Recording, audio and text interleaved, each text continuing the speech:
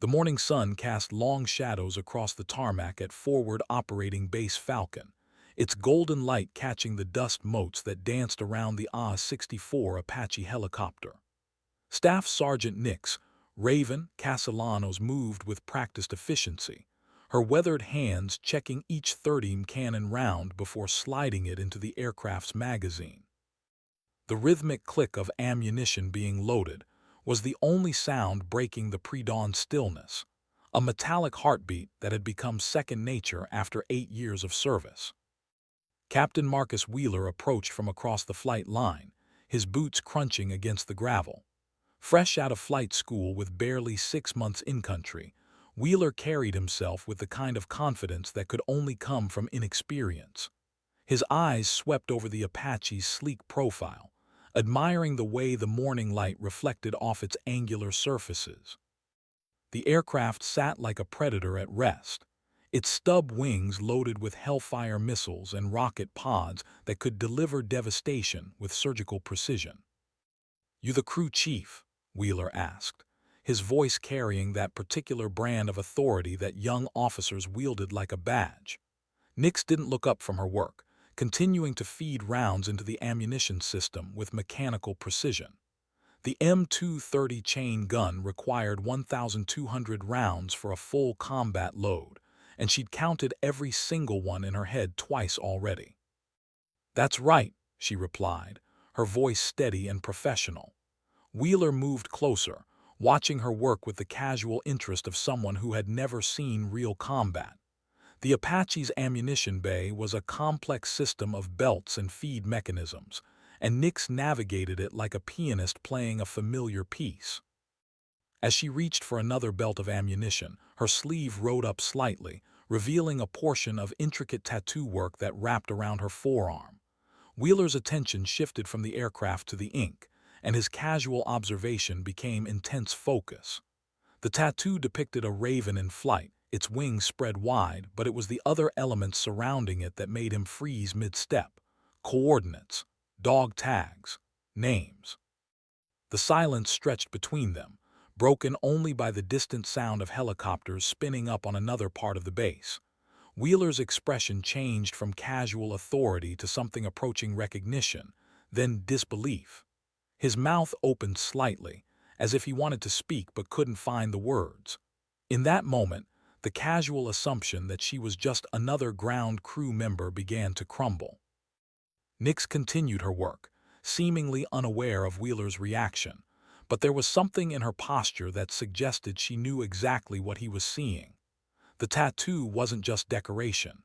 It was a memorial, a record, a story written in ink and memory across skin that had seen more than most would in several lifetimes. Wheeler stood frozen, his mind racing to process what he was witnessing, unaware that this chance encounter would change everything he thought he knew about war, courage, and the price of survival. The wind picked up across the desert base, carrying with it the scent of jet fuel and sand. In the distance, radio chatter crackled from the operations center, but here on the tarmac, the only sound was the methodical click of ammunition being loaded, and the rapid beating of one young officer's heart as he stared at a tattoo that would haunt him for years to come. Nix Castellanos had learned long ago that silence could be more powerful than words, and as she continued her work with steady hands, she let the quiet do the talking. Some stories, after all, were best told without words, etched instead in ink and memory, in the careful preparation of weapons that might save lives or take them, in the ritual of readiness that separated the living from the dead in places where the margin for error was measured in heartbeats. Wheeler remained frozen, his eyes fixed on the partial view of the tattoo, his mind struggling to reconcile what he was seeing with what he thought he knew. The Apache waited patiently, a machine of war prepared by hands that had seen more conflict than its young pilot could imagine, loaded with ammunition by someone whose story was far more complex than her current rank suggested. In that moment of recognition, something fundamental shifted on the dusty tarmac of Fob Falcon, though Wheeler didn't yet understand what it meant. The base began to stir with morning activity, But the tableau remained unchanged. A young pilot standing transfixed, watching a woman whose quiet competence hid depths he was only beginning to suspect. The Apache sat between them like a bridge between past and present, its weapons systems ready for whatever the day might bring, loaded by hands that knew the weight of war in ways that couldn't be taught in any flight school. Nix finally looked up, meeting Wheeler's gaze with eyes that held the kind of steady calm that came from having faced the worst and survived. She didn't explain the tattoo, didn't offer context for the recognition dawning in his expression. Instead, she simply returned to her work, letting him wrestle with whatever conclusions his mind was drawing from the fragments of story written across her skin. The morning sun climbed higher, burning off the last of the coolness that desert nights brought to this corner of Afghanistan. Soon, the heat would make working on the flight line nearly unbearable. But for now, in these precious cool hours before dawn fully broke, there was work to be done.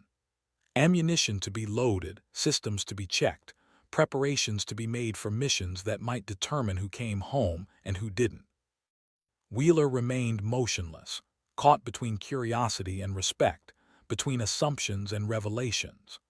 The partial glimpse of Nix's tattoo had opened a door to questions he wasn't sure he had the right to ask, revealing layers of complexity in what he had assumed was a simple interaction between pilot and ground crew. The Apache waited patiently between them, a machine that would soon carry them both into whatever dangers the day held, its weapons loaded by someone whose story was far deeper than her current role suggested. In the growing light of morning, as the base came alive around them, the moment stretched on, pregnant with unasked questions, unspoken recognition, and the gradual understanding that nothing about this encounter was as simple as it had first appeared. Major Elena Vasquez emerged from the operations bunker, her flight suit already bearing the dark stains that came from pre-dawn briefings in the desert heat. At 34, she carried herself with the confident stride of someone who had earned her position through skill rather than politics, her dark hair pulled back in regulation style that somehow managed to look both professional and practical. The radio clipped to her shoulder crackled with morning traffic, as various units checked in across the theater of operations. "Wheeler, you copy?" Vasquez's voice cut through the morning air as she approached the Apache. Her eyes took in the scene with practiced efficiency, the young pilot standing frozen, the crew chief continuing her methodical ammunition loading, the tension hanging between them like heat shimmer on hot asphalt. Something was off, and Vasquez had survived long enough in this business to trust her instincts when they whispered warnings. Wheeler snapped out of his trance, turning toward his flight leader with the slightly guilty expression of someone caught wool gathering at an inappropriate moment. "Yes, ma'am. Sorry, ma'am. Just reviewing the aircraft status with the crew chief." His voice carried a tremor that hadn't been there moments before, the confidence replaced by uncertainty and something approaching awe. Nix continued her work without acknowledging the exchange, but Vasquez noted the way her shoulders had tightened almost imperceptibly at Wheeler's words. There was history here, layers of meaning in the careful way the sergeant avoided eye contact with the approaching officer. Vasquez had seen that particular brand of careful neutrality before. It was the posture of someone who had learned that visibility could be dangerous, that competence sometimes invited the wrong kind of attention. "Systems check complete, Raven," Vasquez asked, using the call sign she'd seen on the duty roster. The question was routine, but her tone carried genuine respect for the professionalism she was witnessing. In 8 years of flying combat missions, Vasquez had learned to recognize the difference between someone going through the motions and someone who understood that attention to detail meant the difference between mission success and disaster. "Almost complete, Major," Nix replied without looking up from the ammunition bay. "Full combat load verified, all systems green. She's ready to hunt." The words were delivered with quiet confidence, the kind that came from having done this particular job countless times before. Her hands moved with the efficiency of long practice as she secured the last ammunition belt and began closing access panels. Wheeler watched this exchange with growing confusion. The easy professionalism between the two women suggested a working relationship built on mutual respect, but something in their interaction hinted at depths he was only beginning to suspect. The tattoo had been just the beginning. Now he was seeing competence and experience that didn't match his assumptions about support personnel. The radio on Vasquez's shoulder sparked to life with the morning's first operational update. All Falcon elements, this is Overwatch. We have movement in Sector 77, possible hostile activity. All aviation assets prepare for potential scramble, over. The routine morning suddenly gained an edge of urgency as the base shifted from preparation to readiness. Vasquez keyed her radio with practiced efficiency. Overwatch, Phantom lead copies, Phantom flight ready for tasking, standing by. She turned to Wheeler, her expression shifting to the focused intensity that combat pilots wore like armor. Pre-flight complete on your bird. Wheeler nodded, though his attention kept drifting back to Nix, who was now performing final systems checks with the methodical precision of someone who knew that other people's lives depended on her work. The morning sunlight caught the edge of her tattoo again as she reached for a control panel, and Wheeler found himself wondering about the stories written there. Something bothering you, Wheeler? Vasquez's question carried just enough edge to suggest that distraction in combat aviation was not tolerated. Her eyes followed his gaze to where Nix was completing her preparations, and for a moment, something unreadable crossed her expression. "No, ma'am, just admiring the professionalism," Wheeler replied, which was true enough, though it barely scratched the surface of what was actually running through his mind. The encounter had shattered his comfortable assumptions about who was who and what was what in this remote corner of the war. Nix finished her checklist and stepped back from the Apache, her work complete. The aircraft sat ready, its weapons systems loaded and verified, prepared for whatever mission might come. As she walked past Wheeler toward the maintenance shed, he caught another glimpse of the tattoo, coordinates that looked suspiciously like grid references, names that might have been call signs, and imagery that spoke of loss and remembrance. The radio crackled again, this time with more urgency. The day was about to begin in earnest, and whatever questions Wheeler had would have to wait. But as he climbed into his aircraft and began his own pre-flight routine, he couldn't shake the feeling that he had just encountered something significant, a story that was far more complex than the simple interaction between pilot and ground crew that it had appeared to be. The Apache's rotors began their lazy rotation as the morning heat started to build across the desert. Soon, they would be airborne, hunting in the thin air above Afghanistan's unforgiving landscape. But the memory of that tattoo and the quiet competence of the woman who wore it would follow Wheeler into the sky and beyond. The call came 18 minutes later, crackling through the base communication system with the kind of urgency that made experienced personnel stop what they were doing and listen.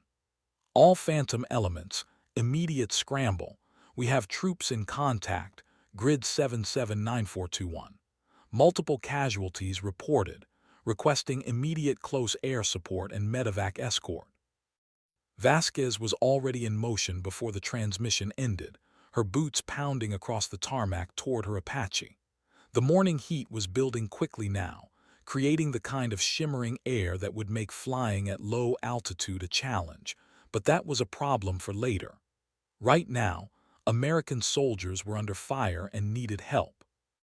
Wheeler struggled with his harness as his Apache's engine spun up to flight RPM, his hands trembling slightly with the adrenaline that came from knowing this wasn't a training mission. Real bullets would be fired today, real people might die, and all his flight school preparations suddenly felt inadequate in the face of that reality. The radio chatter in his helmet was a constant stream of updates, coordinates, and tactical information that painted a picture of a firefight gone bad. "Phantom 1-2, Phantom lead, you copy."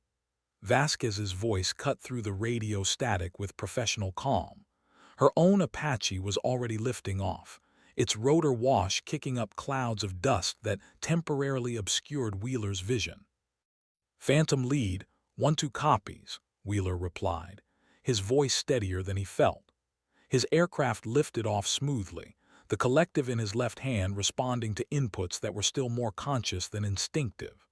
Beside him in the formation, Vasquez's Apache moved with the fluid grace that came from thousands of hours of flight time and dozens of combat missions. From the ground, Nix watched the two aircraft disappear into the morning haze, their black silhouettes quickly swallowed by the distance and heat shimmer. She stood motionless for a moment, listening to the fatting sound of their rotors, her expression unreadable.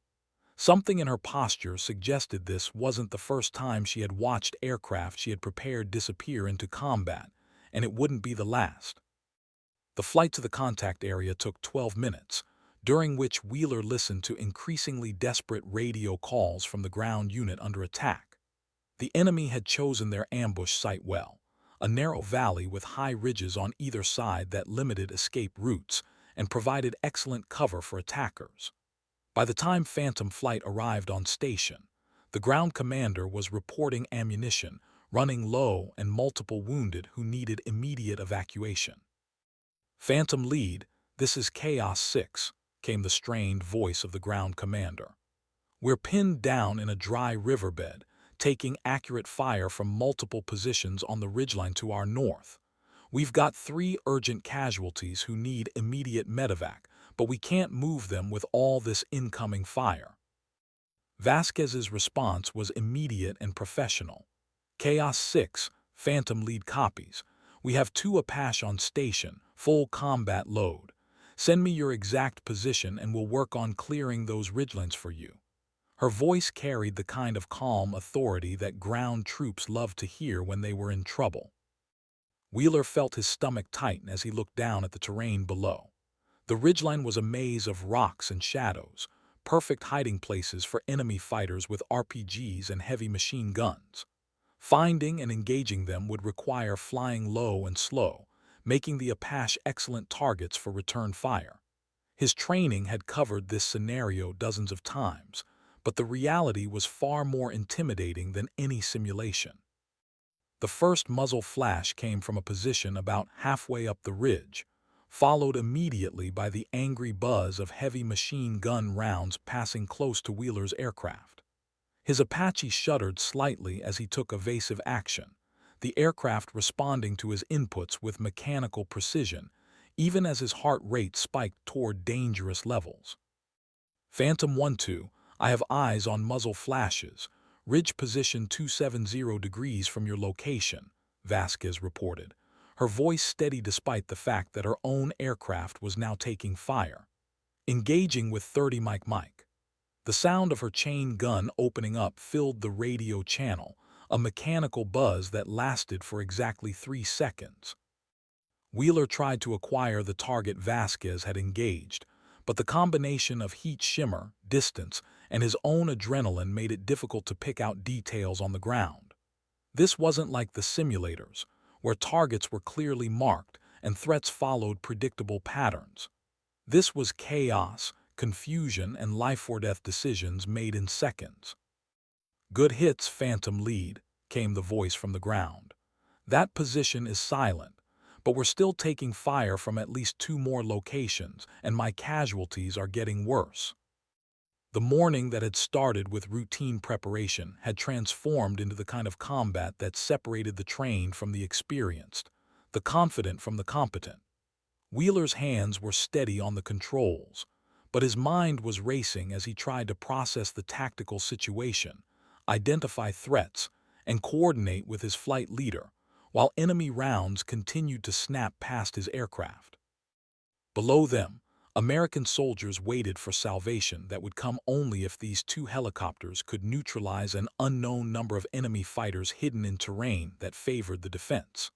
The stakes couldn't have been higher, and Wheeler was rapidly discovering that all his training had only prepared him for the technical aspects of combat, not the psychological reality of knowing that his performance might determine who lived and who died on this remote mountainside. The battle for the ridgeline was about to begin in earnest, and Wheeler was about to receive his first real education in the brutal mathematics of combat aviation.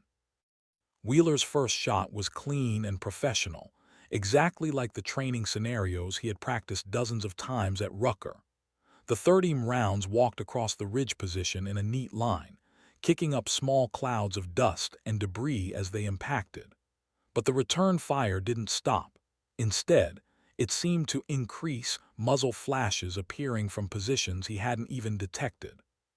Phantom 1-2, break left.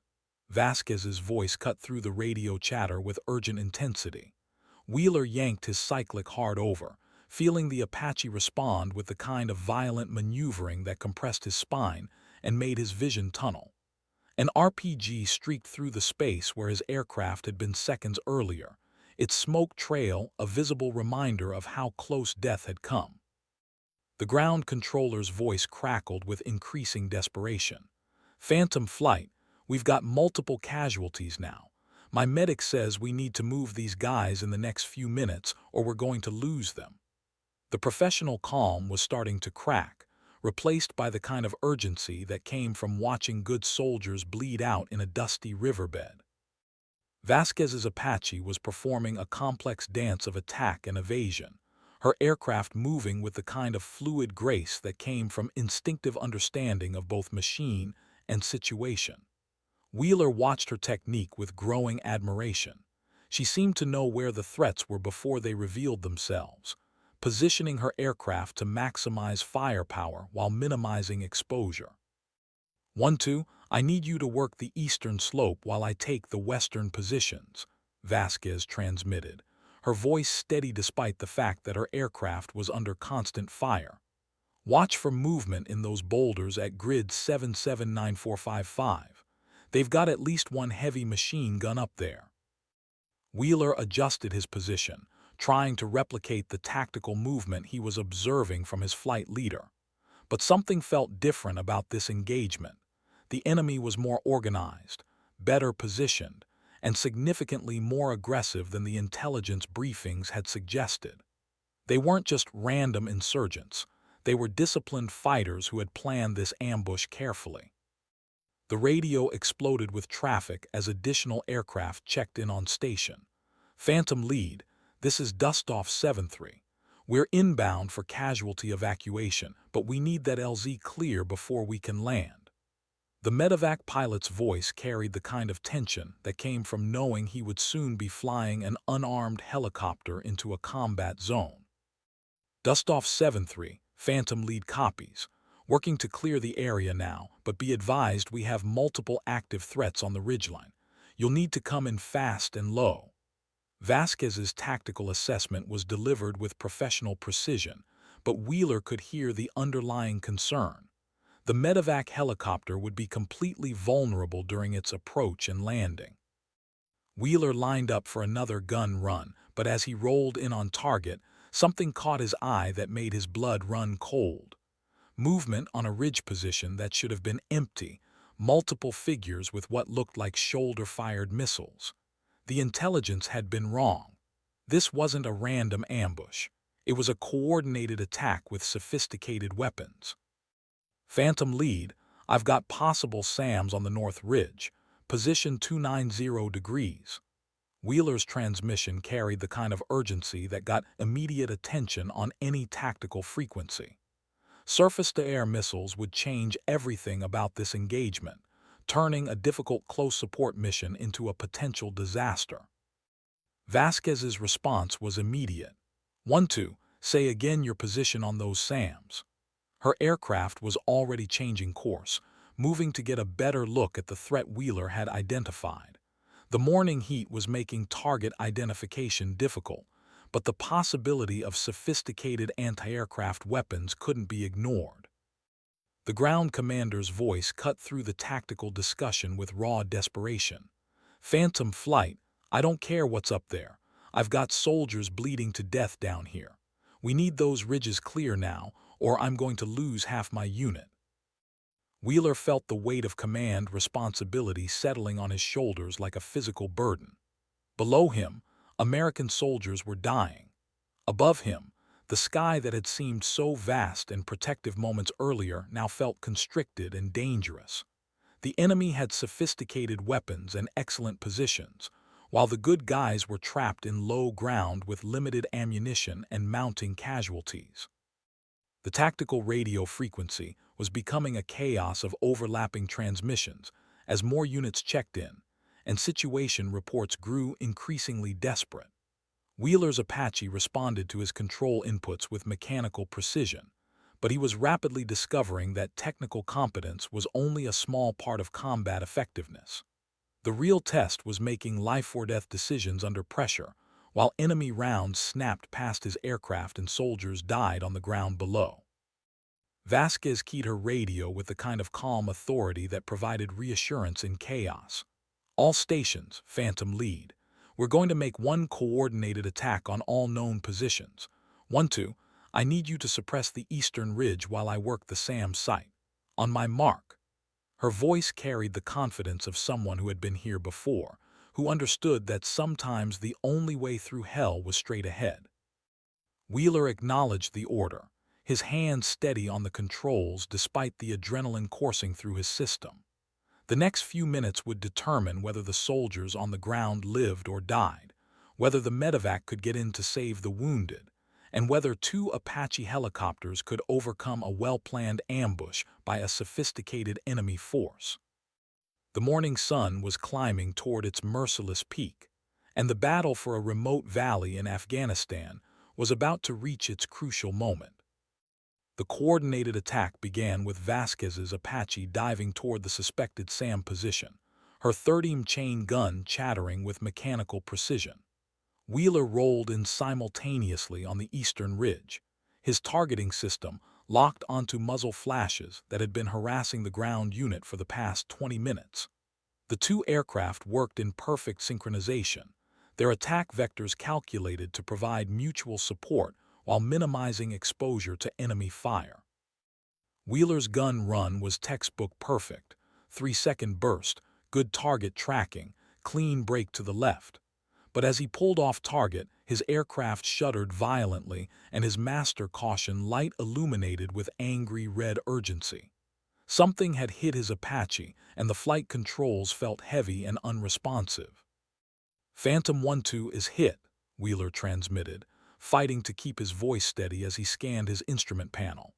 "I've got hydraulic warnings and flight control issues, trying to maintain aircraft control." The words came out automatically, part of his training, but the reality of being shot down in enemy territory was hitting him like a physical blow. Vasquez's voice cut through his rising panic with professional calm. 1-2, can you maintain flight? What's your fuel and weapon status?" She was already adjusting her own position to provide cover for Wheeler's damaged aircraft, her tactical awareness including threats he hadn't even considered. "Fuel looks good, weapons systems operational, but I'm having trouble with collective response," Wheeler replied, wrestling with controls that seemed to be fighting him. The Apache was still flying, but it felt like piloting a wounded bird that might fall from the sky at any moment. The ground controller's transmission added another layer of urgency to an already desperate situation. "Phantom flight, we need immediate suppression on that eastern ridge. The casualties are critical and dust-off is 2 minutes out. If you can't clear that position, we're going to lose these guys." Wheeler made a decision that surprised even himself. Despite the aircraft damage, despite his limited combat experience, despite the voice in his head screaming about self-preservation, he rolled in for another attack on the eastern ridge. "Phantom lead, 1-2 engaging eastern positions. Dust off, be advised you'll have cover for your approach." His damaged Apache responded sluggishly to the control inputs, but the weapons systems were still functioning perfectly. The 30 rounds walked across the ridge position with devastating effect, and for the first time all morning, the return fire from that area stopped completely. Wheeler's break was awkward and uncoordinated, but effective. "Outstanding shooting, 1-2, Vasquez transmitted, and Wheeler could hear genuine respect in her voice. "Dustoff 7-3, you are clear for approach. All positions on eastern ridge are silent." The US-60 medevac helicopter appeared over the valley rim like salvation itself. its red cross markings clearly visible against the desert camouflage paint scheme. The pilot brought his aircraft in with the kind of aggressive flying that medical evacuation missions demanded, flaring hard into the landing zone, while his crew chief and medic prepared for rapid casualty loading. Wheeler maintained a loose orbit over the valley, his damaged Apache providing overwatch for the vulnerable medevac helicopter. The hydraulic warnings were getting worse, and he was beginning to suspect that his aircraft wouldn't make it back to base without some kind of mechanical assistance. But right now, soldiers were being loaded onto the medevac, and that was all that mattered. Dustoff 7-3, three urgent casualties on board, departing your location, came the medevac pilot's transmission. Wheeler watched the helicopter lift off and disappear over the valley rim, carrying wounded soldiers toward the kind of medical care that would save their lives. Vasquez formed up on Wheeler's damaged aircraft, her Apache positioned to provide assistance if his mechanical problems worsened during the flight home. 1-2, how are you feeling about the transit back to base? We can set up an emergency approach if needed. Wheeler assessed his aircraft's condition with growing concern. The hydraulic system was failing gradually, and the flight controls were becoming more difficult to manage with each passing minute. I think I can make it back, but it's going to be interesting, he replied, which was military understatement for a potentially catastrophic situation. The flight back to FOB Falcon was a masterclass in crew coordination and emergency procedures. Vasquez talked Wheeler through each phase of the approach, providing guidance and encouragement as his damaged Apache limped home on failing systems. The landing was rough but successful, Wheeler's aircraft settling onto the tarmac with the kind of hard contact that indicated a pilot dealing with serious mechanical problems. As Wheeler shut down his engines and completed his post-flight checklist, he realized that something fundamental had changed during the morning's mission. The young officer who had questioned a crew chief's competence a few hours earlier no longer existed. In his place sat someone who had been tested by combat and discovered reserves of courage he didn't know he possessed. But more than that, he had witnessed something that challenged every assumption he had made about experience, competence, and who deserved respect in the military hierarchy. The memory of that tattoo and the quiet professionalism of the woman who wore it now carried additional weight after his first real taste of combat. The sun was approaching its merciless midday peak as Wheeler climbed out of his damaged aircraft, his flight suit soaked with sweat and adrenaline. The mission was over, but the questions it had raised were just beginning to form in his mind. Nix appeared at Wheeler's aircraft before the rotor blades had stopped turning, her toolkit already in hand, and her eyes scanning the Apache for visible damage. She moved with the kind of focused urgency that ground crews displayed when they knew lives depended on getting aircraft back into mission-ready status as quickly as possible. The hydraulic fluid pooling beneath the aircraft told part of the story, but her experienced eye was cataloging damage that Wheeler probably hadn't even noticed. How bad was it up there? Nix asked as she began her preliminary damage assessment, her voice carrying genuine concern rather than idle curiosity. Wheeler was still strapped into his seat, hands shaking slightly as the adrenaline began to wear off, and the full reality of what had just happened started to sink in. Bad enough, Wheeler replied, his voice hoarse from breathing through his mask during the engagement. Enemy had SAMs, coordinated positions, good discipline, not what the intelligence briefed.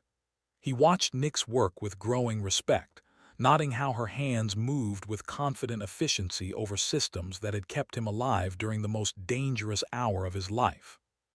Vasquez approached from her own aircraft, her post-flight walk-around complete. "Maintenance, what's the verdict?" she asked Nix, though her eyes remained on Wheeler with the kind of concern that experienced pilots showed for wingmen who had just survived their first real combat. "Hydraulic hit, probably small arms fire that got lucky," Nix replied without looking up from her inspection. "Repairable, but you'll be down for at least 6 hours while I replace the damaged lines and check all the associated systems." Her assessment was delivered with professional precision, but Wheeler caught something in her tone that suggested personal investment in the aircraft's welfare. Wheeler finally unstrapped himself and climbed down from the cockpit, his legs unsteadier than he wanted to admit. The ground felt solid and reassuring beneath his boots, a sharp contrast to the fluid chaos of aerial combat he had just experienced. "I want to thank you," he said to Nix, surprising himself with the words. "Whatever you did to prep this bird, it saved my life up there." Nix paused in her work, looking up at Wheeler with eyes that seemed to be evaluating him in a new light. "That's what we do," she replied simply. "Make sure you come home." The words were matter of fact, but something in her expression suggested layers of meaning that Wheeler was only beginning to understand. The base was buzzing with activity as word of the successful mission spread through the various units. The 3 casualties had been successfully evacuated and were receiving medical treatment at the main hospital in Bagram. The ambush site had been cleared, and follow-up intelligence indicated that several enemy fighters had been killed or wounded in the engagement. By any military standard, it had been a successful morning. But Wheeler found himself unable to focus on the mission's success. Instead, his mind kept returning to the moment when Nix had first appeared at his aircraft, the professional competence she had displayed, and the growing certainty that there was far more to her story than her current role as a crew chief suggested. The tattoo he had glimpsed that morning now seemed like the first page of a book he desperately wanted to read. "Sergeant Castellanos," Wheeler said, using her full name for the first time. "I know this might sound strange, but would you mind if I asked about that tattoo? There's something about it that—" He trailed off, not sure how to articulate what he was feeling without sounding presumptuous or inappropriate. Nix's hands stilled on the hydraulic coupling she was examining, and for a moment the busy sounds of the flight line seemed to fade into background noise. When she looked up, her expression was unreadable, as if she was weighing something important in her mind. "Those are memorial coordinates," she said finally, her voice quiet but steady. "Places where good people died doing their jobs." She returned to her work, but Wheeler sensed that a door had been opened, albeit just a crack. Vasquez had been listening to this exchange with growing interest, and Wheeler caught something in her expression that suggested she knew more about Nix's story than she was letting on. The 3 of them stood there in the desert heat, surrounded by the tools and machinery of war, connected by the morning's events and the gradual recognition that nothing was quite what it had seemed. The damaged Apache sat between them like a wounded animal, its systems exposed and vulnerable, requiring the kind of care and attention that only came from people who understood that these machines were more than metal and electronics. They were lifelines for soldiers who depended on them to survive another day in an unforgiving place. Wheeler realized that his education was far from over, and that the most important lessons might come not from combat maneuvers or tactical procedures, but from understanding the people who made those missions possible. The afternoon briefing room was stifling despite the air conditioning unit that wheezed constantly in the corner, cycling on and off with mechanical irregularity. Wheeler sat in the back row, still processing the morning's events while listening to intelligence officers update the assembled aviators on enemy activity throughout the theater. The PowerPoint slides clicked by with bureaucratic precision, but his attention kept drifting to the memory of muzzle flashes and the sound of rounds passing close to his aircraft. "The ambush in Sector 77 was more sophisticated than we initially assessed," the intelligence officer was saying, his laser pointer tracing movement patterns on a digital map. "Post-mission analysis indicates the enemy force included at least 12 fighters with coordinated positions and shoulder-fired anti-aircraft weapons. This represents a significant escalation in enemy capabilities." Major Vasquez caught Wheeler's eye from across the room and nodded toward the door. They slipped out of the briefing together, walking across the compound toward the maintenance hangars where aircraft were being repaired and prepared for the next day's missions. The heat was brutal now, that particular brand of desert afternoon that made every shadow precious and every breath feel like drinking from an oven. "You did good work up there today," Vasquez said as they walked, her voice carrying the kind of professional respect that meant more than any formal commendation. "That gun run on the eastern ridge with a damaged aircraft that took guts. The ground unit commander specifically requested that I pass along his thanks." Wheeler felt a flush of pride, but it was tempered by the growing realization of how much he still didn't know about combat, about leadership, and about the people who made military aviation possible. "Major, can I ask you something about Sergeant Castellanos? There's something about her that doesn't quite fit."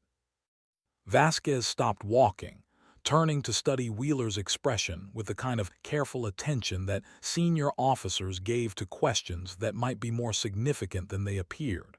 "What kind of something?" "The way she handles the aircraft, the tattoos, the way you interact with her. It's like she's not really a crew chief," Wheeler said, struggling to articulate the feeling that had been growing since his first encounter with Nix that morning. "Like she's something else entirely." The two officers stood in the shade of a maintenance hangar, surrounded by the sounds of aircraft being repaired and the distant thump of helicopters conducting training flights. Vasquez seemed to be weighing something in her mind, as if deciding how much of a story she was prepared to tell. "Nix Castellanos is probably the most experienced combat aviator on this base," Vasquez said finally, her words delivered with quiet intensity. "She's got more stick time in theater than anyone except maybe the squadron commander, and she's seen action that would give most pilots nightmares for the rest of their lives." Wheeler felt his understanding of the morning's events shift dramatically. "She's a pilot?" The question came out with the kind of surprise that made Vasquez smile grimly. "Was a pilot. Captain Castellanos flew Apache gunships for 3 tours, 2 in Iraq and 1 here in Afghanistan. She had a reputation as one of the best combat pilots in the Army, until Kandahar." Wheeler's mind reeled as he tried to process this information. The competent crew chief who had prepared his aircraft that morning, who had appeared at his damaged helicopter with practiced efficiency, was actually a former Apache pilot with more combat experience than anyone on the base. What happened at Kandahar? Vasquez's expression darkened, and she looked out across the flight line where heat shimmer created ghostly mirages above the tarmac. "That's her story to tell, not mine. But I will say this. She saved a lot of lives that day, and it cost her everything she thought she was." The major's voice carried the weight of someone who had witnessed heroism and tragedy in equal measure. The implications were staggering. Wheeler thought back to his casual assumptions that morning, his patronizing attitude towards someone he had dismissed as support personnel. The woman who had loaded his ammunition, who had prepared his aircraft with meticulous care, was someone who had flown combat missions that he couldn't even imagine. The tattoo wasn't just memorial art. It was a record of battles fought and comrades lost by someone who had been where he was trying to go. "Why is she working as a crew chief?" Wheeler asked, though he suspected the answer would be complicated and painful. "Because sometimes the Army doesn't know what to do with heroes who don't fit the standard narrative," Vasquez replied. "And sometimes people need time to figure out who they are after they've lost everything that defined them." She paused, watching a maintenance crew work on a helicopter across the hangar. "But mostly because she's the best at what she does, regardless of what rank the Army wants to pin on her collar." A Humvee approached across the compound, kicking up dust as it navigated between parked aircraft. Wheeler could see Nix in the passenger seat, returning from some errand related to the morning's damaged helicopters. Even from a distance, there was something about her posture that spoke of competence and awareness. Qualities he now understood came from years of experience in situations far more dangerous than anything he had yet encountered. "She requested the transfer to maintenance," Vasquez continued, answering a question Wheeler hadn't yet asked. "Said she wanted to make sure aircraft were ready for the pilots who still had missions to fly. Command wasn't happy about losing one of their best combat aviators, but after Kandahar, she shrugged, leaving the sentence unfinished. The Humvee stopped near the maintenance hangar, and Nix climbed out with the fluid grace of someone accustomed to moving efficiently in combat gear. She was carrying a parts requisition folder, and wearing the kind of focused expression that suggested her mind was already cataloging the work that needed to be done on Wheeler's damaged Apache. Wheeler watched her approach with completely different eyes than he had used that morning. This wasn't a crew chief who happened to be competent. This was a former combat pilot whose experience dwarfed his own, someone who had chosen to step back from flight status for reasons he was only beginning to understand. The casual authority with which she had prepared his aircraft now made perfect sense. "Sergeant," Vasquez called out as Nix approached, "how's the damage assessment on Phantom 1-2? "Repairable, but it'll take most of the night," Nix replied, her voice carrying the professional confidence that Wheeler now recognized came from years of working with these aircraft in combat conditions. "I've got the parts on order, and I can have her mission ready by 600 tomorrow if you need her." Wheeler found himself studying her face, looking for signs of the pilot she had been, trying to reconcile the woman standing before him with the story Vasquez had just told. "Sergeant Castellanos," he said, his voice carrying a new note of respect that he hoped she would notice. "I wanted to thank you again for the aircraft prep this morning, and I apologize for any assumptions I might have made." Nix looked at him for a long moment, as if evaluating whether his words were genuine or simply the kind of politeness that officers sometimes displayed toward enlisted personnel. "No assumptions necessary, Lieutenant," she replied. "I do my job, you do yours. That's how people come home." But something in her expression suggested that she had noticed the change in his tone, and perhaps approved of it.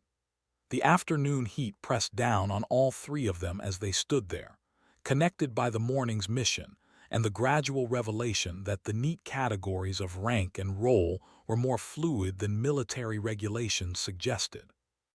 Vasquez checked her watch and grimaced. "I've got a meeting with the squadron commander in 10 minutes. Wheeler, walk with me. We need to discuss your aircraft damage report." She turned to Nix. "Sergeant, let me know if you need anything to get that bird ready for tomorrow." As they walked away, Wheeler found his mind racing with questions about Nix's story, about what had happened at Kandahar, and about how someone with her experience and skill had ended up working as a crew chief on a remote forward operating base. The morning had started with simple assumptions about who was who and what was what. Now, everything felt more complicated and far more interesting. The sun was beginning its descent toward evening, but the heat showed no signs of relenting. Somewhere in the maintenance hangar, a former combat pilot was working to repair an aircraft damaged during a mission that had saved American lives, and Wheeler was beginning to understand that his education in the realities of war was far from complete. Evening came to Fob Falcon with the kind of spectacular sunset that Afghanistan produced with uncomfortable regularity. Vast skis, painted in shades of orange and red, that would have been beautiful anywhere else, but seemed almost mocking in a place where beauty was often the prelude to violence. Wheeler found himself walking toward the maintenance hangar long after the official duty day had ended, drawn by curiosity and something approaching compulsion. The hangar was illuminated by harsh fluorescent lights that cast sharp shadows and made everything look stark and industrial. Nix was alone with the damaged Apache, lying on her back beneath the aircraft while hydraulic fluid dripped steadily into a containment pan.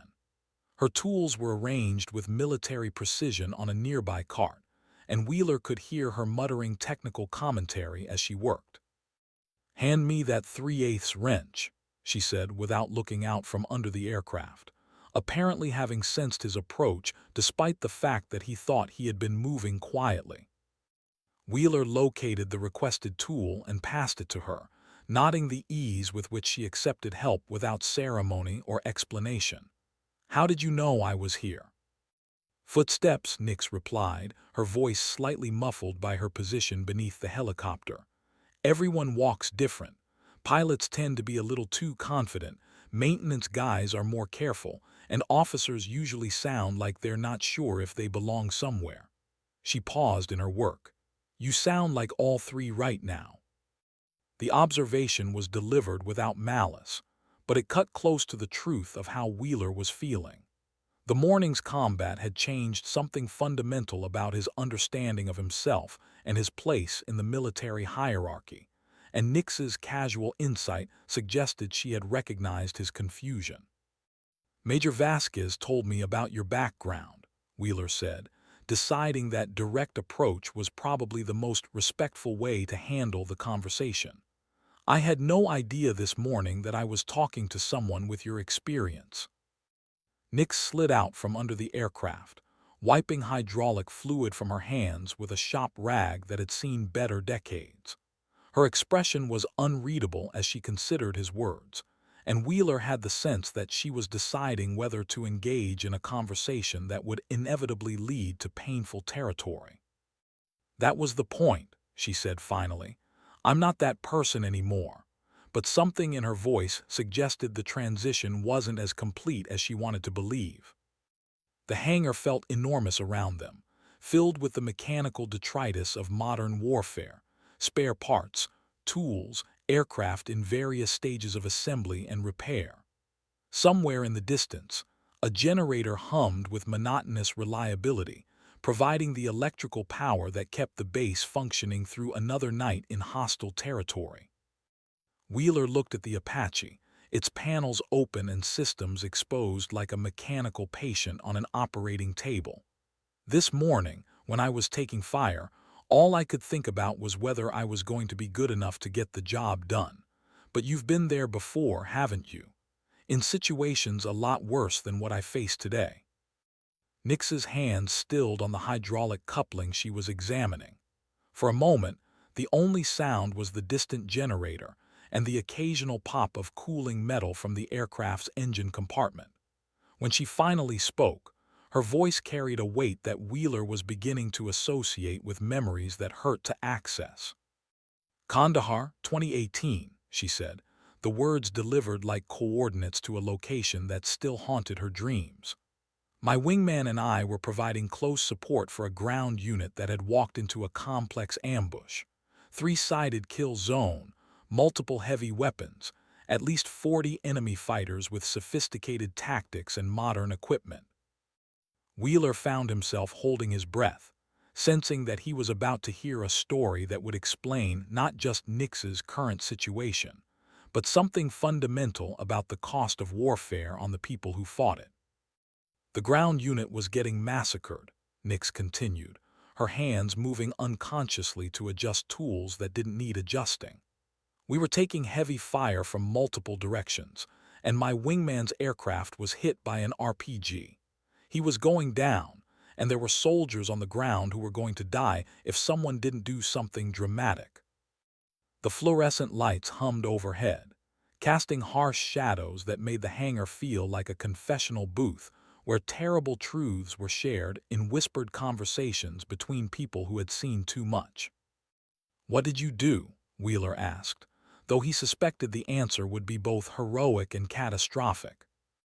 Nix looked at him for a long moment, as if evaluating whether he was ready to hear the truth about what combat really cost the people who survived it. "I did what needed to be done," she said finally. "And it worked, and people lived who would have died, and the army gave me a medal and then quietly made sure I would never fly combat missions again." The implications hung in the air between them like smoke from a fire that had never been properly extinguished. Wheeler was beginning to understand that heroism and tragedy were often the same event viewed from different angles, and that the people who made the hardest choices often paid the highest prices. "The tattoo," Wheeler said, understanding beginning to dawn. "Those coordinates are where my wingman died," Nix finished, along with 2 soldiers from the ground unit who didn't make it to the medevac helicopter. The names are their call signs, and the dates are when I learned that sometimes doing the right thing costs you everything you thought you were. The damaged Apache sat between them like a mechanical reminder that some problems could be fixed with the right parts and enough time, while others left scars that never fully healed. Wheeler was beginning to understand that his morning's combat experience, frightening as it had been, was just the beginning of an education in the realities of warfare that some people carried for the rest of their lives. Outside the hangar, the Afghan night was settling over the base, with the kind of absolute darkness that made perimeter security crucial and sleep difficult. But inside, under harsh fluorescent lights, two people were sharing the kind of conversation that happened when professional competence intersected with personal loss, and when the comfortable categories of rank and role proved inadequate to contain the complexity of human experience in wartime. The repair work continued through the night, methodical and precise, performed by hands that had once controlled an Apache gunship through the most dangerous airspace in the world, now focused on ensuring that another pilot would have every advantage possible when morning brought new missions and fresh dangers. Wheeler stayed to help, partly from genuine desire to understand the aircraft better, but mostly because he sensed that Nix's story was far from complete, and that the real lessons about combat, courage, and survival were just beginning to emerge. The conversation that followed lasted until well past midnight, punctuated by the technical demands of aircraft repair, but anchored by the gradual revelation of a story that would haunt Wheeler for years to come. Nix worked with the kind of focused intensity that came from having something to prove, not to Wheeler, not to the Army, but to herself. Her hands moved with the confidence of someone who understood these machines at a fundamental level, who had pushed them to their limits in combat and brought them home when lesser pilots would have failed. "The thing about combat flying," Nix said as she installed a new hydraulic line with surgical precision, "is that everyone focuses on the dramatic moments, the gun runs, the missile shots, the emergency landings.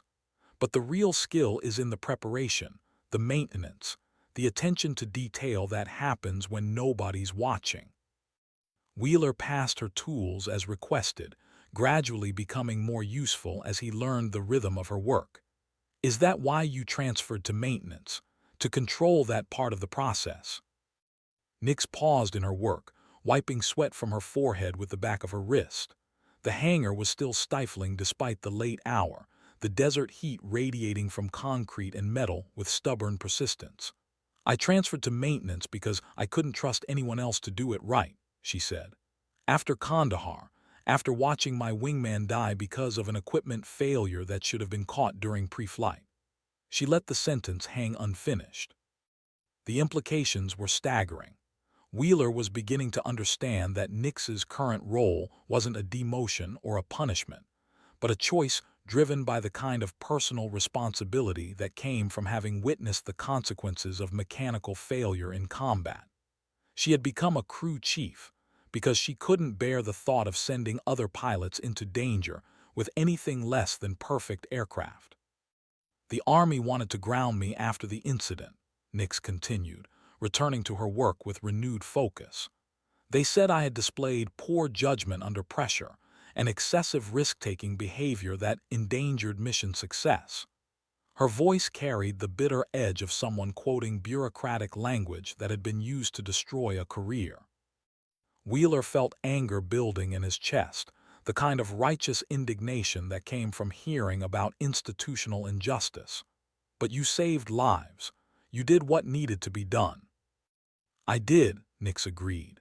"And it worked, and the mission was successful, and everyone who could be saved was saved. But I also violated about 12 different tactical procedures, ignored direct orders from flight control, and put my aircraft in a position that should have gotten me killed." She looked up at Wheeler with eyes that held the kind of complex truth that couldn't be reduced to simple categories of right and wrong. The damaged Apache began to look less wounded as Nix's repairs progressed. New hydraulic lines snaked through the aircraft's internal systems like mechanical arteries, and the pool of fluid beneath the helicopter had been replaced by the clean efficiency of properly functioning equipment. Wheeler was witnessing not just aircraft maintenance, but a kind of mechanical resurrection performed by someone whose relationship with these machines transcended simple technical competence. "What exactly happened at Kandahar?" Wheeler asked, sensing that the full story was still emerging. Nick set down her wrench and looked at him for a long moment, as if deciding whether he was ready for the complete truth. "My wingman was Chief Warrant Officer Marcus Chen," she began, and Wheeler noticed the careful use of past tense. "Best pilot I ever flew with, better than me in a lot of ways. He had this ability to read tactical situations like he was looking at a map, could see patterns and opportunities that other people missed." The fluorescent lights hummed overhead, providing harsh illumination for a confession that felt like it had been waiting years to be spoken. Wheeler found himself leaning forward, drawn into a story that was about to explain not just Nix's current situation, but something fundamental about the cost of warfare on the people who survived it. The ground unit was from the 10th Mountain Division, good soldiers with solid leadership, but they had walked into something that was way beyond their capability to handle, Nix continued. Complex ambush, multiple kill zones, enemy fighters with RPGs and heavy machine guns positioned on high ground. Classic tactics, professionally executed. Wheeler could visualize the scenario based on his own limited combat experience that morning. The confusion, the desperation, the terrible mathematics of ammunition, expenditure versus enemy capability. But he sensed that what had happened at Kandahar was several orders of magnitude worse than anything he had yet encountered. "Chen and I were providing close support, working the ridgelines, trying to suppress enemy fire so the ground unit could maneuver to better positions," Nix said, her voice taking on the clipped precision of a mission debrief. "But the enemy had prepared for helicopter attack. They had overlapping fields of fire, disciplined fire control, and at least 2 shoulder-fired SAM systems." The story was beginning to take shape in Wheeler's mind, and he was starting to understand why the Army might have had complicated feelings about whatever had happened next. Professional military tactics had limits, boundaries defined by acceptable risk and chain of command authority. But combat situations sometimes demanded responses that transcended those limitations. Chen's aircraft took a direct hit from an RPG during his 3rd gun run, Nix said, and Wheeler could hear the pain in her voice even 4 years after the event. Catastrophic damage to his tail rotor assembly, loss of anti-torque control, aircraft going down in hostile territory with at least 30 enemy fighters between him and friendly forces. The technical language couldn't disguise the human reality. A skilled pilot crashing in enemy territory, facing capture or death, while his wingman watched from the sky above. Wheeler was beginning to understand that the choices Nix had faced at Kandahar were the kind that had no good answers, only degrees of terrible necessity. "What did you do?" he asked again, though he suspected the answer would explain everything about why she was currently working as a crew chief instead of flying combat missions. Nix looked at him with eyes that held years of second-guessing and self-recrimination. "I went to get him," she said simply. "And in the process, I violated about every tactical procedure in the book and probably should have gotten everyone killed." The story was about to reach its climax, and Wheeler sensed that what he heard next would change his understanding of courage, sacrifice, and the price that some people paid for doing what they believed was right in impossible situations. The rescue attempt that followed was the kind of story that military historians would study for decades, analyzing tactical decisions made in seconds under the worst possible circumstances. Nix's voice took on the flat, precise tone of someone recounting events that had been reviewed, analyzed, and criticized by boards of inquiry, congressional committees, and her own conscience on sleepless nights for 4 years. Chen's aircraft went down in a small valley about 2 clicks from the main engagement area, she began, her hands continuing their work on the hydraulic system even as she spoke. "Hostile territory, multiple enemy positions with clear lines of sight to the crash site, and no possibility of ground rescue given the tactical situation. Wheeler tried to visualize the scenario: a downed aircraft, enemy fighters closing in, and a single Apache gunship trying to provide protection for a crash site that was probably indefensible. The tactical mathematics were brutal, and he was beginning to understand why the Army's post-mission analysis had been critical of Nix's decisions. Flight control ordered me to maintain overwatch position and wait for a search and rescue helicopter, Nix continued. Standard procedure, tactically sound, probably the right call from a strategic perspective. But Chen was alive down there, and I could see enemy fighters moving toward his position. The fluorescent lights seemed to grow harsher as the story progressed, casting sharp shadows that made the hangar feel like a courtroom where verdicts had already been rendered. Wheeler was beginning to understand that some military decisions were judged not by their outcomes, but by their adherence to established procedures, and that heroism and insubordination were sometimes separated by nothing more than perspective and timing. "I made the decision to land," Nix said, and Wheeler felt his breath catch. Landing an Apache helicopter in hostile territory under fire violated so many tactical principles that it bordered on insanity. Brought my bird down about 50 meters from Chen's crash site, close enough to provide covering fire while he moved to my aircraft. The image was almost impossible to process. A single pilot, alone in enemy territory, using her aircraft as both rescue vehicle and fire support platform while enemy fighters closed in from multiple directions. It was either the most courageous action Wheeler had ever heard of, or the most reckless, and he was beginning to suspect it might be both. "The extraction worked," Nix continued, her voice carrying a note of professional satisfaction that 4 years of second-guessing couldn't entirely erase. "Chen made it to my aircraft. We got airborne, and we provided continuous fire support for the ground unit until additional helicopters arrived on station. Mission successful, all friendly personnel accounted for." But Wheeler could hear the rest of the story in what Nix wasn't saying, in the careful way she avoided discussing the aftermath, the official reviews, the career consequences of success achieved through unauthorized methods. Military bureaucracies had complicated relationships with heroes who succeeded by breaking rules, especially when those rules existed for good tactical reasons. "The Army gave you a medal," Wheeler said, remembering Vasquez's earlier comment. "Distinguished Flying Cross," Nix confirmed, "for extraordinary heroism in aerial flight and conspicuous gallantry in the face of enemy fire. Nice ceremony, good media coverage, excellent public relations value for the Army's aviation program." Her tone suggested that she viewed the decoration with the same enthusiasm most people reserved for root canal surgery. Wheeler was beginning to understand that military decorations could be as much about institutional needs as individual recognition, and that sometimes the people who received medals paid prices that weren't visible in official citations or media coverage. "But they grounded you." "Not officially," Nix said. "Officially, I was reassigned to duties more appropriate to my experience and skill level, and provided opportunities to contribute to mission success in ways that better utilized my technical expertise. The paperwork was very positive."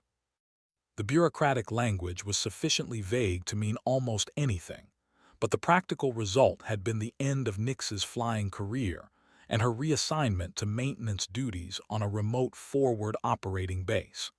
Wheeler was learning that military justice could be both precise and elastic, capable of simultaneously rewarding and punishing the same actions. "Do you regret it?" Wheeler asked, though he suspected the answer would be complicated. Nix looked up from her work, meeting his gaze with eyes that held the kind of complex truth that couldn't be reduced to simple regret or satisfaction. "I regret that Chen died anyway," she said finally. 3 weeks later, during a routine transport mission that should have been safe. Mechanical failure on takeoff, nothing heroic about it, just one of those accidents that happen in aviation. The revelation hit Wheeler like a physical blow. The wingman she had risked everything to save, whose rescue had cost her career and reputation, had died in a routine accident shortly after the Kandahar incident. The cruel mathematics of warfare had rendered her sacrifice meaningless, at least in terms of the life she had been trying to preserve. "I'm sorry," Wheeler said, though the words felt inadequate in the face of such loss. "Don't be," Nix replied, returning to her work with renewed intensity. "I made the right decision based on the information I had at the time. That's all any of us can do." But something in her voice suggested that 4 years of reflection hadn't entirely convinced her of that truth. The Apache was beginning to look ready for flight again, its systems repaired, and its wounds hidden beneath fresh panels and clean hydraulic lines.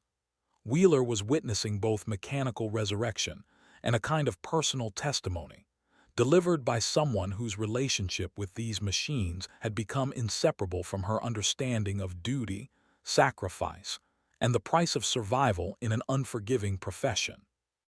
The night was deepening outside the hangar, but neither of them seemed ready to end a conversation that had become something approaching confession and absolution, delivered under fluorescent lights, while skilled hands worked to prepare another aircraft for missions that might determine who lived and who died in the morning.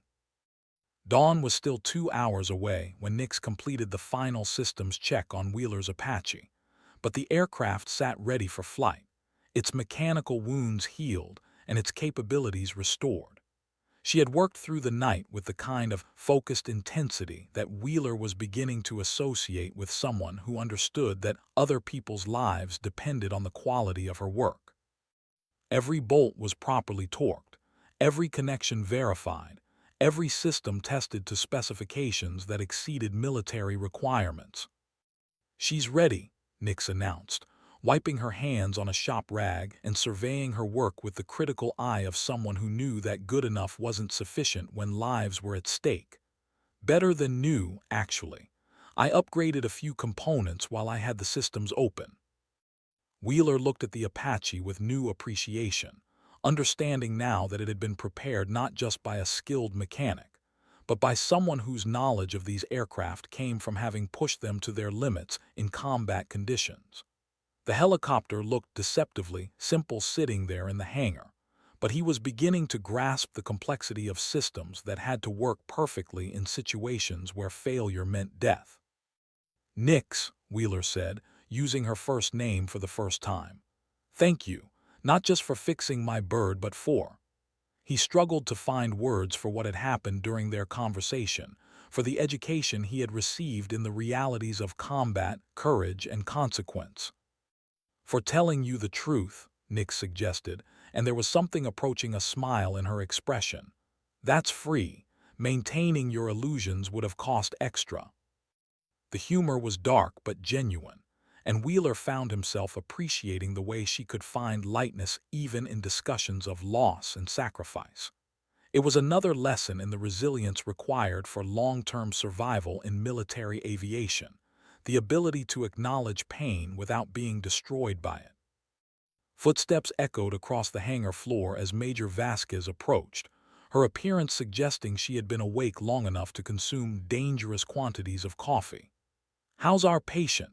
she asked, though her eyes were taking in not just the repaired aircraft but the obvious signs that Wheeler and Nix had spent the night in intense conversation. "Mission ready," Nix replied. "All systems operational, full combat load verified. She'll fly better than she did before the damage." The professional confidence in her voice was backed by hours of meticulous work, and Wheeler found himself trusting that assessment completely. Vasquez nodded approvingly, then turned to Wheeler with the kind of expression that suggested important conversations were about to begin. "Lieutenant, we need to discuss your mission debrief and the after-action report. The squadron commander wants a detailed analysis of yesterday's engagement." Wheeler felt his stomach tighten as he realized that his combat debut would now be subject to official scrutiny, analyzed by officers who hadn't been there, but who would judge his performance based on tactical doctrine and established procedures. The memory of his damaged aircraft, his moment of fear, and his decision to continue the attack despite mechanical problems would all be reduced to bureaucratic language and lessons learned. "Sir, before we do that," Wheeler said, surprising himself with his directness, "I need to make sure something is on the record. Sergeant Castellano's aircraft preparation was exceptional, and her knowledge of Apache systems probably saved my life yesterday. I want that noted in my report." Vasquez's expression became unreadable, as if Wheeler had just introduced complications into what should have been a straightforward administrative process. "I'm sure the sergeant appreciates your recognition, Lieutenant, but let's focus on your performance and the tactical lessons from the engagement." But Wheeler was beginning to understand that some truths were too important to be buried in bureaucratic convenience. "Major, with respect, I think the real lesson from yesterday's mission is that we have resources on this base that we're not utilizing effectively.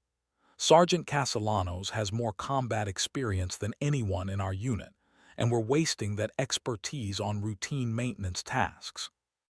The silence that followed was the kind that developed when junior officers said things that senior officers didn't want to hear, when institutional priorities collided with individual merit, when the comfortable structures of military hierarchy were challenged by inconvenient truths. Wheeler could see Nix watching this exchange, with the careful neutrality of someone who had learned not to get involved in discussions about her own career. "Lieutenant," Vasquez said carefully, "Sergeant Castellanos is assigned to maintenance duties for reasons that are above your pay grade and beyond the scope of yesterday's mission debrief. I suggest we focus on matters that are within your area of responsibility." But Wheeler had spent the night learning about courage, sacrifice, and the price that some people paid for doing what was right in impossible situations. He had heard a story about someone who had risked everything to save a fellow pilot, who had been simultaneously decorated and punished for the same actions, who now worked in obscurity despite having skills and experience that could benefit every pilot on the base.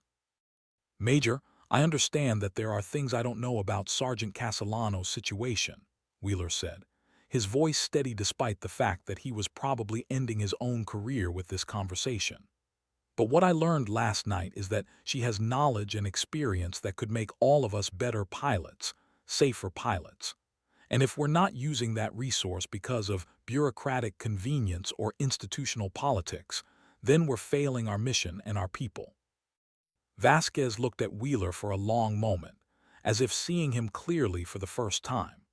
Something in her expression suggested that she was weighing his words against her own knowledge of Nix's situation, her own understanding of institutional priorities and individual merit.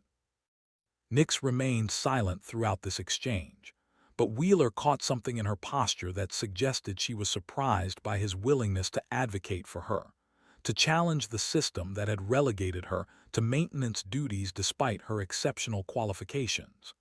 It was a small moment of recognition between people who were beginning to understand each other across the artificial boundaries of rank and role. The sun was beginning to rise outside the hangar, painting the eastern sky with the kind of spectacular colors that made Afghanistan briefly beautiful despite its capacity for violence and loss.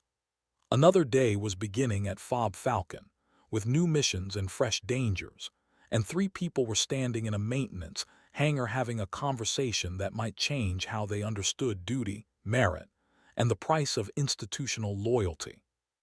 The moment stretched on, pregnant with possibilities and consequences, while a perfectly maintained Apache helicopter waited patiently for whatever decisions would be made about the people whose lives intersected around its mechanical complexity.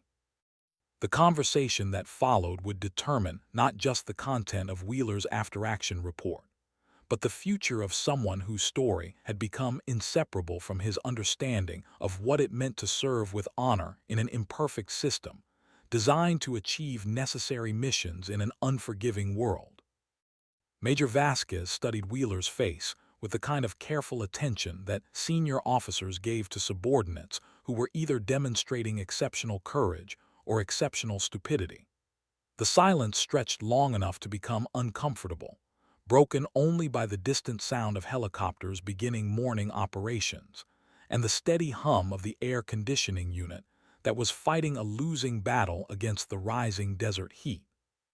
"Lieutenant," Vasquez said finally, her voice carrying the measured tone of someone who was choosing words carefully, "you're asking me to reconsider personnel decisions that were made at levels far above this base, based on factors that you don't fully understand."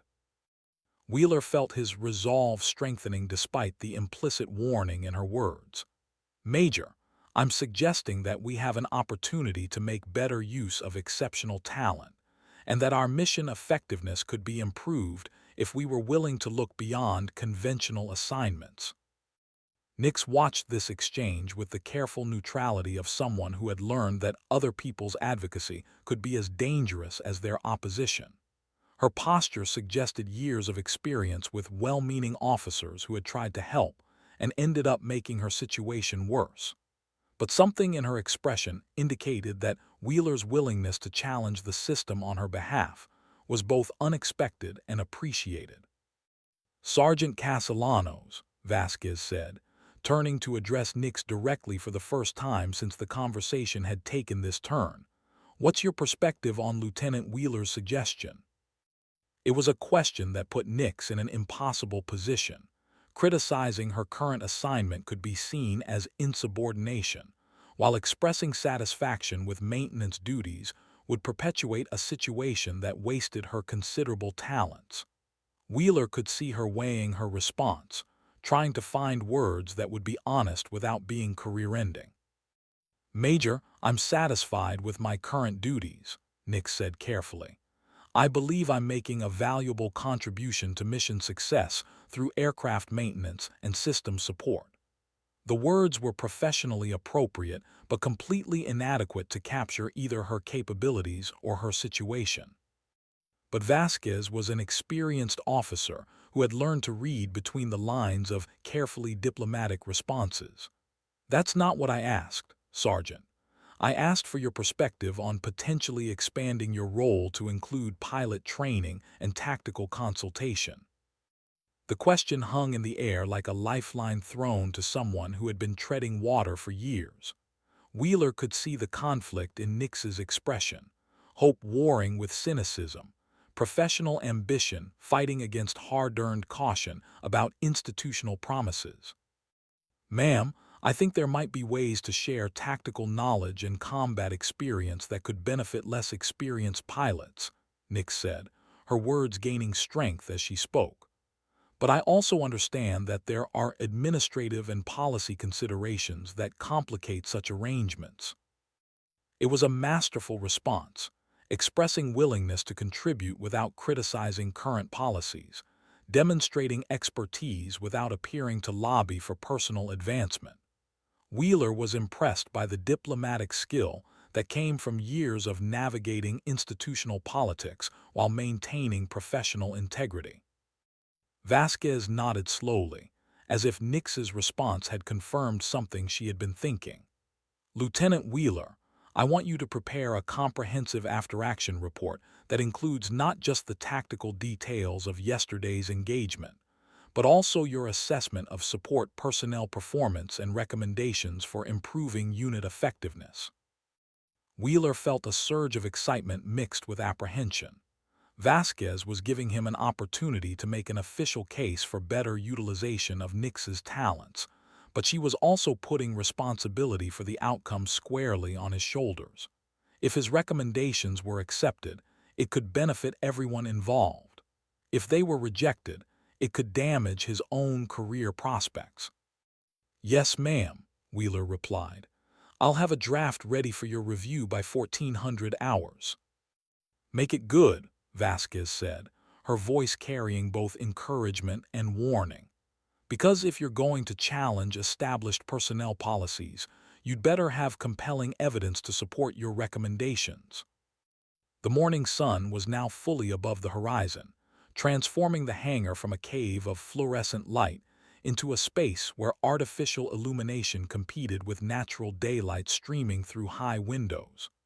The base was coming alive with the sounds of daily operations, vehicles starting, personnel moving to duty positions, aircraft being prepared for missions. Wheeler looked at the Apache that Nix had repaired, understanding now that it represented far more than mechanical competence. It was a testament to expertise earned through years of combat experience, maintained by someone whose knowledge of these systems came from having pushed them to their limits in situations where failure meant death. "Sergeant," Wheeler said, turning to Nix, "would you be willing to help me write the technical portions of my report? I want to make sure I accurately describe the maintenance procedures and systems knowledge that were involved in yesterday's mission." It was a request that acknowledged her expertise while providing a legitimate reason for continued collaboration. Nix looked at him,